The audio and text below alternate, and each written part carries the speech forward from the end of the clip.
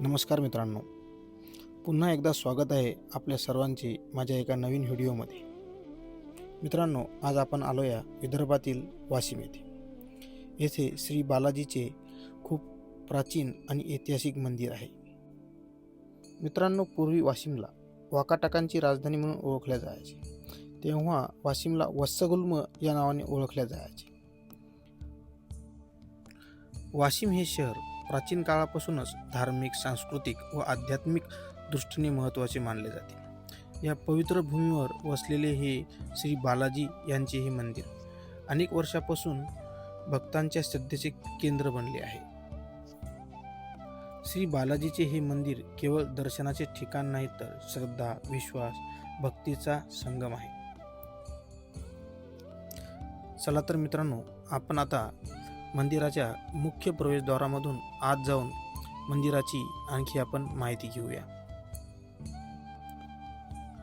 मंदिराचे मुख्य प्रवेशद्वार हे खूप भव्य आणि खूप दिव्य स्वरूपाचे आहे आणि खूप छान कलाकृती या प्रवेशद्वारावर आपल्याला पाहायला मिळेल. मित्रांनो, हे मंदिराचे मुख्य प्रवेशद्वार आहे. यातून आपण आत जात आहे.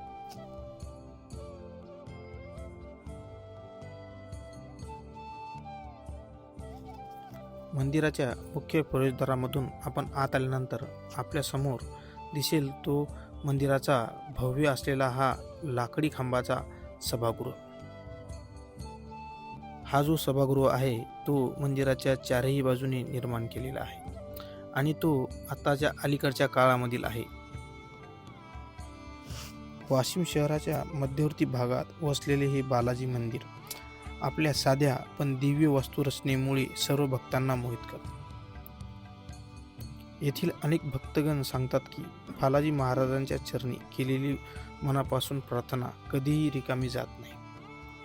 मुख्य मंदिरामध्ये प्रवेश केल्यावर आपल्याला गोल आकाराचा सभागृह आपल्या समोर दिसेल व सभागृहाच्या सर्व बाजूने मजबूत असे दगडी खांब आहेत व मंदिराच्या फरशीवर काही नाणी आहेत ते आपल्याला इथे दिसतील.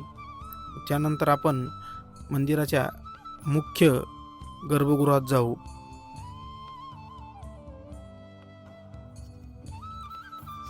मित्रांनो, आपण चालूया श्री बालाजी यांच्या मुख्य गर्भगृहामध्ये.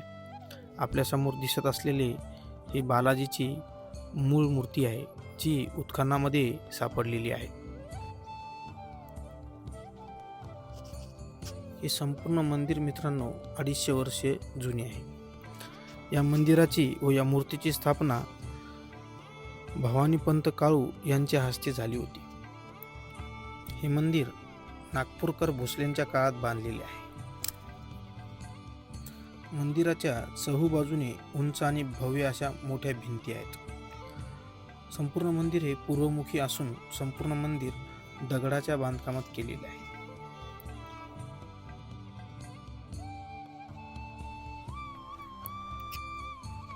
मंदिराच्या अगदी बाजूलाच खूप मोठे आणि भव्य स्वरूपाचे देवतलाव बांधले आहे. संपूर्ण देवतलाव हे दगडी बांधकामात केलेले आहे. मित्रांनो, तुम्हाला जर माझा व्हिडिओ आवडला असेल तर नक्कीच आपण लाईक आणि सबस्क्राईब करा, जेणेकरून माझे पुढील व्हिडिओ आपल्याला बघायला मिळतील. चला तर मित्रांनो, भेटूया आपण आणखी एका नवीन व्हिडिओमध्ये. तोपर्यंत नमस्कार.